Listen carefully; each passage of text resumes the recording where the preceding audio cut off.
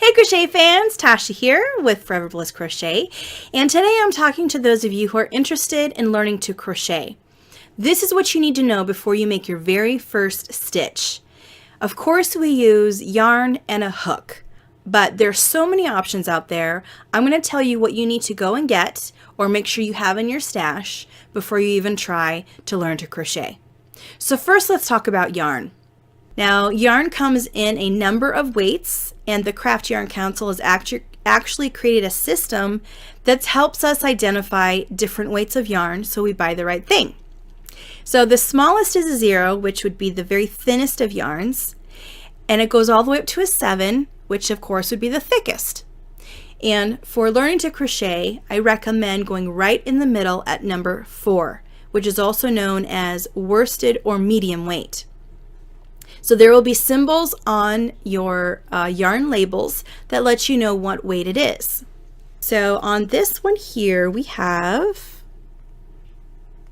this. See, number 4, it actually says medium in 3 different languages. And then on this one, it's slightly different, but it's the same thing. It's still a number 4 medium. So regardless of how the symbol actually looks, what you're looking for is the number 4. That tells you it is a medium weight yarn. You also want to choose one that is a light color. It'll make it much easier to see your stitches. When you're crocheting, you're actually having to place your hook in a certain place in order to do the next step. And if it's a light color, it'll make it a lot easier to see where that place is. You also want to choose yarn that is a solid color. Don't choose one that's variegated, meaning it's all multicolored. That's going to make it harder to see the stitches as well. So stick with something that's solid. As for the hooks, there's 2 hook sizes I recommend when you are working with the medium worsted weight yarn, and that's going to be size H and I.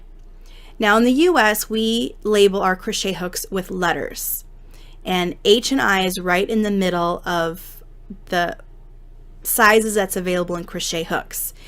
They'll also be labeled with a number, which corresponds with a knitting needle size.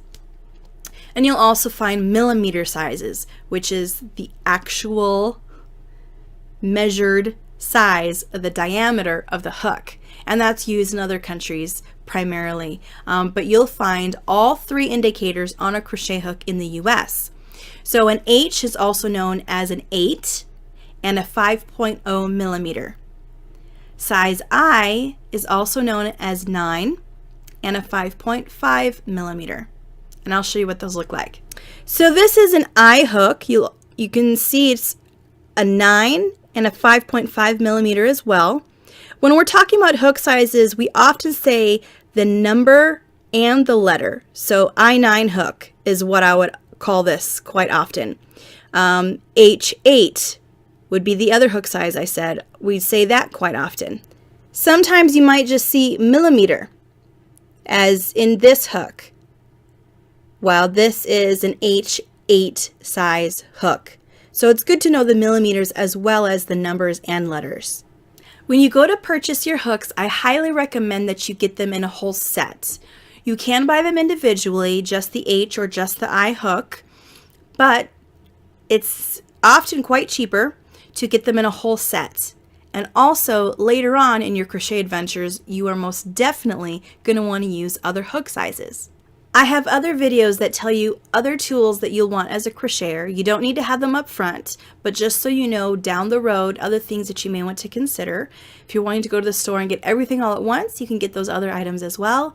You're definitely going to utilize them at some point. And I've included affiliate links to Amazon down in the description, so you can go directly to the items that I'm talking about. Once you have all of your tools together and you're ready to start, I have a beginning crochet mini course that you can use.